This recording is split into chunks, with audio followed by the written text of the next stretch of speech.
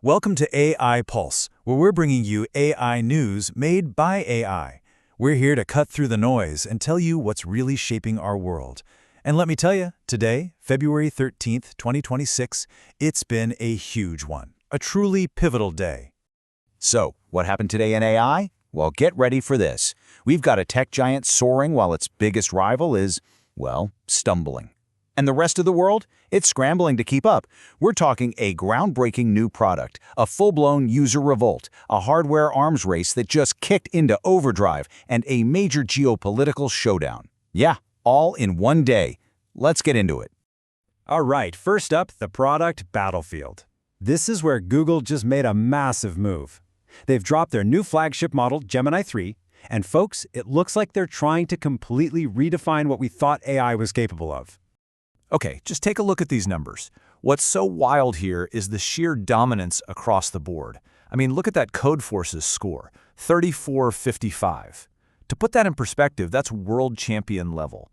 We're talking about a model that can code better than all but like 7 people on the entire planet. And it's not just coding. It's absolutely crushing benchmarks that test for PhD-level reasoning and solving problems it's never seen before. It's just next level.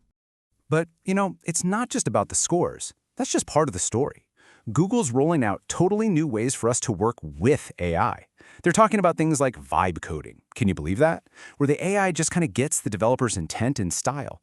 Or these advanced autonomous agents on their new platform, which they're calling, get this, Google Anti-Gravity. The whole idea is to turn AI from a simple tool into like a real active partner. And here's the kicker. This isn't some lab experiment. They're shipping it directly into their products, like Search, right now, day one.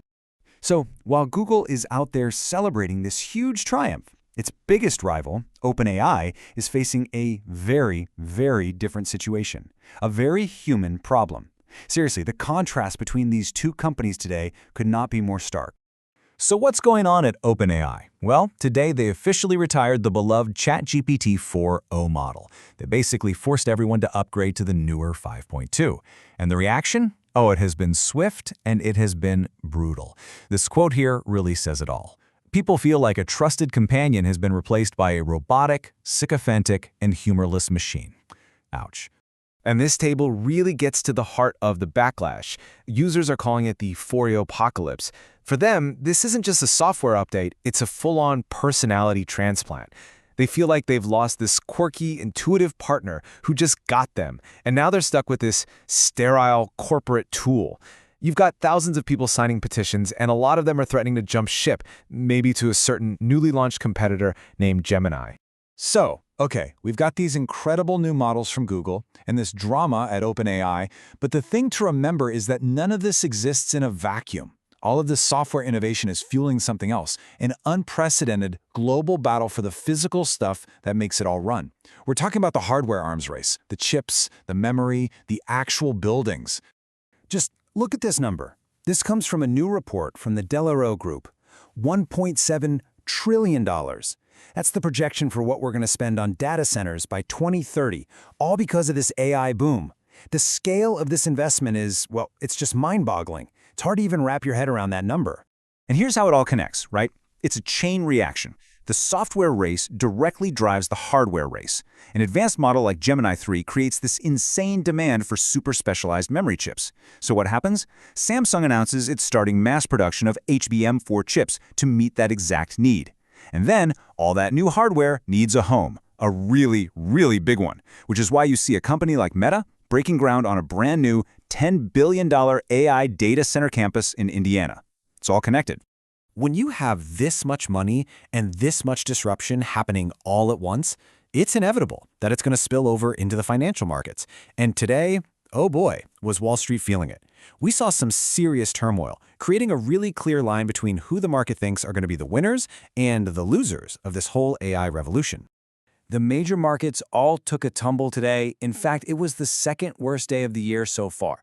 But this wasn't just some random panic. No, investors were reacting to a very specific new fear, a new buzzword on the street, AI disruption risk. For the first time, people are seriously asking who gets hurt by all this, which companies are about to become obsolete. And this is a huge shift in thinking.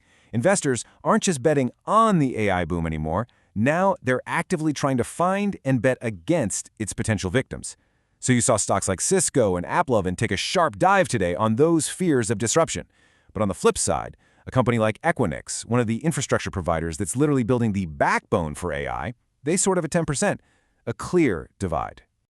Okay, so you've got corporations battling for dominance. You've got markets in a total state of turmoil. This brings us to what might be the biggest question of all. Who gets to set the rules? Who's in charge of this transformative and, let's be honest, potentially dangerous technology?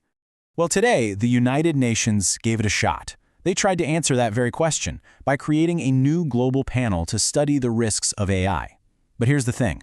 Instead of bringing everyone together, the vote ended up revealing this massive geopolitical divide over how we should govern our AI future.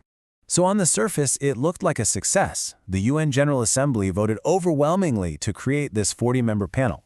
You see it right there, 117 nations were in favor. And the goal is a good one, right? To get some independent scientific advice out there so that all countries, big and small, can deal with AI on an equal footing.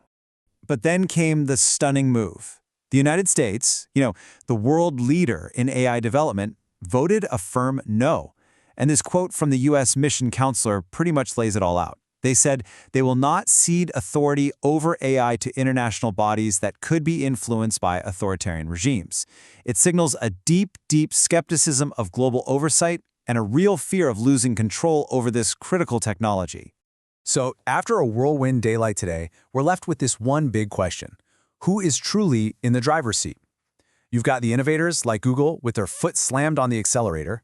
You have the users, like the ones at OpenAI, yanking on the emergency brake. And then you have the world's regulators all fighting over who gets to hold the steering wheel. The AI race is definitely accelerating, there's no doubt about that. But who's actually in control? Right now, it's anyone's guess.